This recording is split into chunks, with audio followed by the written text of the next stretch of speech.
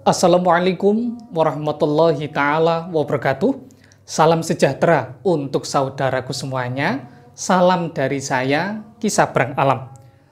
Dalam kesempatan kali ini, sebelumnya saya mendoakan kepada saudaraku semuanya agar Gusti Panguwasaning Jagat senantiasa melimpahkan kenikmatan, kerejekian, dan apa yang menjadi hajat bagi saudaraku semuanya dikabulkan oleh Gusti Panguwasaning Jagat, Tuhan Yang Maha Esa. Di kesempatan kali ini saya akan membahas mengenai bagaimana caranya memiliki energi perlindungan dari dalam diri kita. Sebenarnya berbicara mengenai masalah energi perlindungan, di dalam diri seseorang sebenarnya sudah terdapat sarana perlindungan yang muncul secara alami. Mulai dari contoh dasarnya, ketika mata kita akan terkena debu ataupun terkena partikel yang tidak baik, maka otomatis kelopak mata akan menutup mata. Hal ini merupakan sebagai perwujudan perlindungan. Dan secara batiniah, hati kita ini sudah mampu merasakan gejala sesuatu yang akan terjadi untuk kedepannya. Apakah petunjuk dari telinganya yang sering berdenging dan juga petunjuk lainnya? Namun kebanyakan orang yang tidak memahami akan hal ini karena terlalu meremehkan fenomena yang ada atau tidak mengetahui bahwa orang Jawa memiliki ilmu titen tentang keadaan alam yang akan terjadi. Saya berikan sebuah contoh. Ketika saudaraku melihat burung hantu ataupun burung gagak sedang terbang ataupun hinggap di atas atap rumah saudaraku, sebenarnya hal ini merupakan sebuah petunjuk alam akan datangnya sebuah musibah. Apakah berkenaan dengan penyakit ataupun hal buruk lainnya? Memang benar, kita diajari untuk selalu berpikiran positif. Namun, kejadian yang muncul kali ini adalah ilmu titen.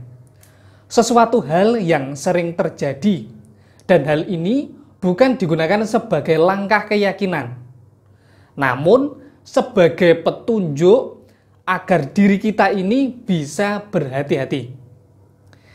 Kali ini saya berikan gambaran mudahnya. Ketika saudaraku bepergian, kemudian melihat adanya plang razia di sebuah tempat, maka saudaraku akan waspada dengan melihat posisi motornya, mulai dari lampunya. Apakah lampunya ini sudah hidup atau belum?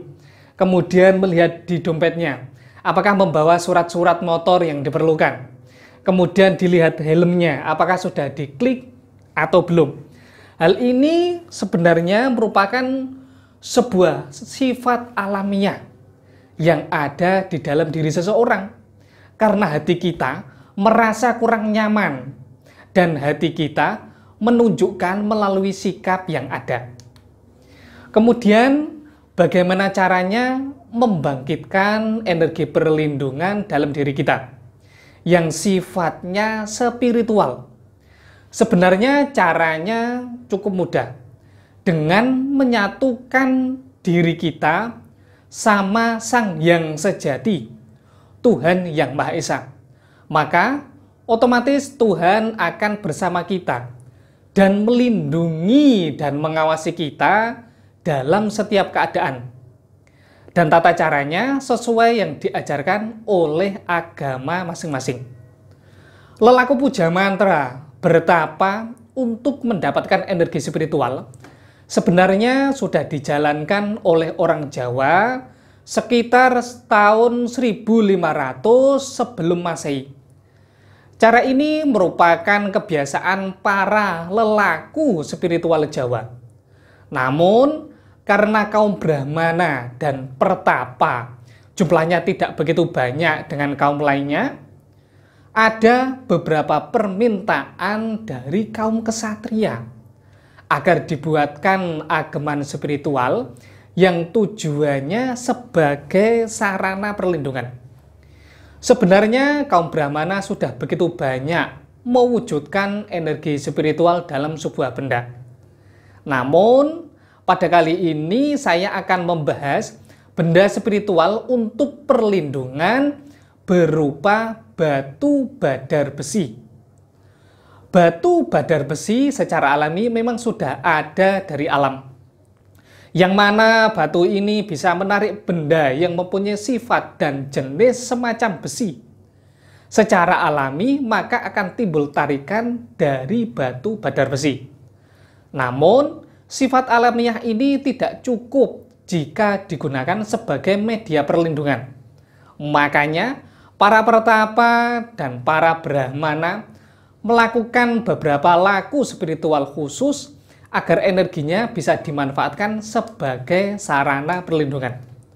Lalu bagaimana caranya memanfaatkan batu badar besi ini sebagai sarana perlindungan? Sebenarnya secara spiritual ageman ini bisa langsung dimanfaatkan.